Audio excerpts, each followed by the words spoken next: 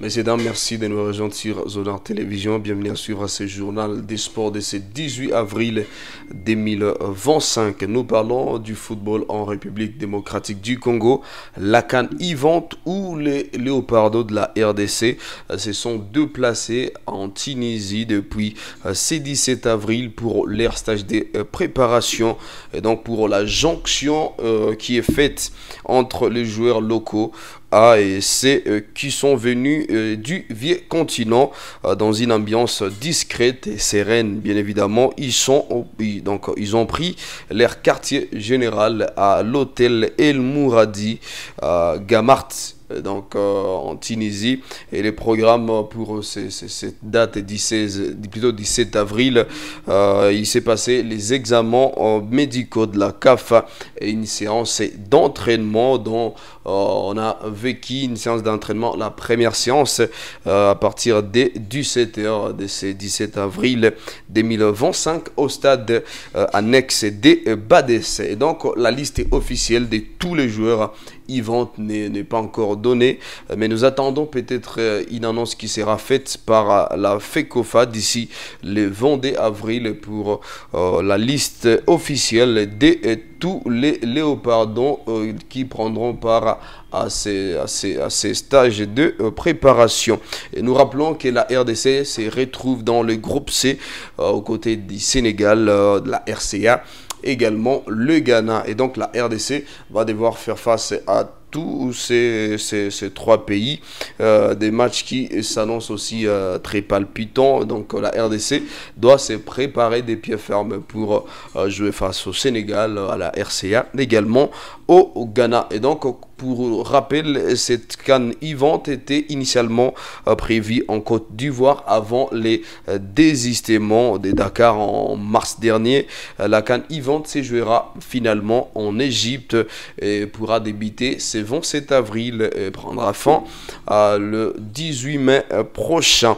Et donc on va pas s'éterniser sur la CAN Yvonne. Revenons à Goma pour parler du championnat national Illico Cash Ligue 1 avec cette équipe gomatracienne qui serait prononcée depuis les débuts de cette situation qui aurait paralysé les activités sportives dans la région Est dès les débuts de la phase aller de cette saison. Et donc nous vous présentons le message qu'a partagé le CUP ASC Dauphin Noir des Goma sur ses comptes, bien évidemment sur sa page officielle. Et donc dès les débuts de la phase aller de cette saison, nous sommes fixés un objectif précis: jouer l'Afrique. À la fin de la phase aller, nous avons lancé un signal fort que nous y arriverons. Malheureusement, la situation de guerre nous a obligés à ne plus jouer un seul match pendant toute la phase retour.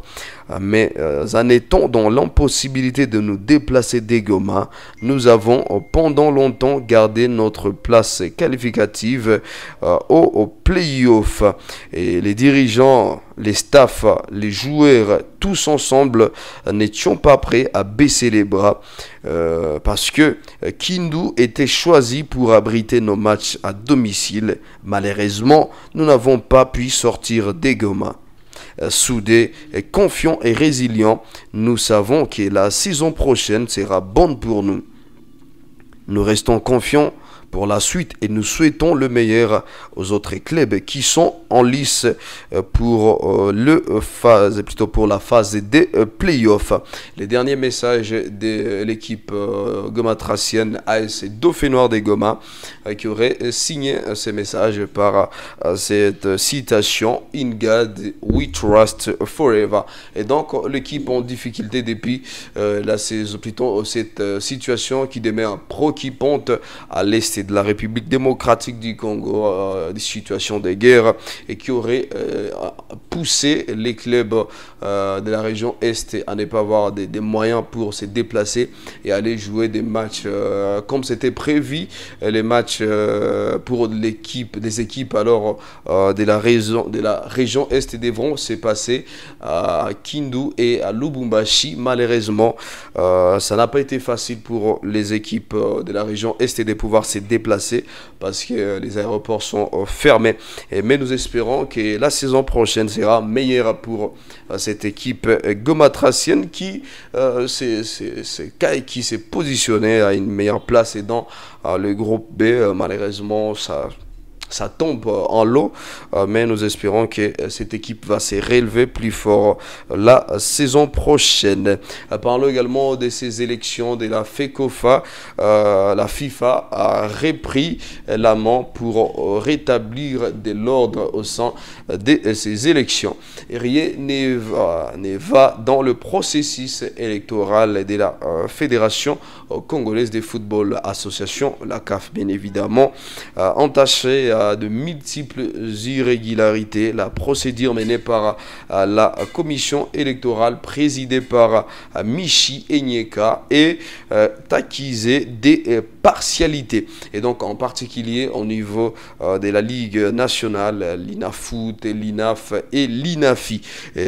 Dans une correspondance officielle datée du 10 avril 2025, rendue publique lundi dernier, la FIFA déclare avait été saisie par la CAF de plusieurs plaintes introduites par les candidats. Et donc, il pointe du doigt des décisions incohérentes et parfois contradictoires, remettant entre la commission électorale et la commission des recours en cause l'intégrité du processus pour corriger les tirs. Et la FIFA, des concerts avec la CAF, a décidé d'envoyer, bien évidemment, une équipe d'experts juridiques indépendants donc pour leur mission, auditer les processus et veiller au respect strict des statuts et des codes électoraux de la FECOFA.